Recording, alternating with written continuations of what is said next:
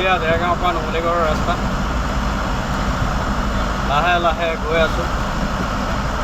এতিয়া বৰ্তমান মই বনগাঁও পাইছোঁ। বনগাঁৱৰ এয়া 4 লাইনৰ ৰাস্তা।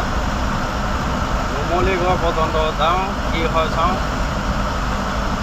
গৈ থাকোঁ, যদি জাহাজখন পাওঁ, আহি যদি আছে ৰাস্তাতে পাই যাম, দেখাবলৈ যত্ন কৰিম।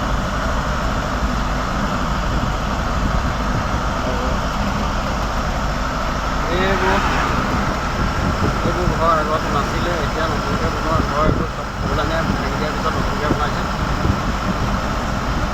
মোৰ আগে আগে ইন'ভা এখনো গৈ আছে। গাড়ী চলাই আছোঁ, টানিব নোৱাৰোঁ।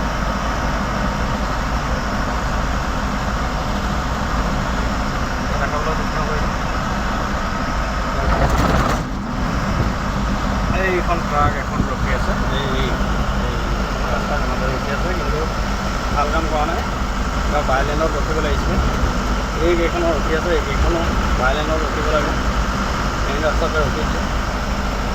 এতিয়া বেয়া কৰিলে মানে কি হয়, গাড়ী এখন অভাৰটেক কৰিবলৈ খুবেই দিগদাৰী হয়, ৰিক্স হৈ যায়।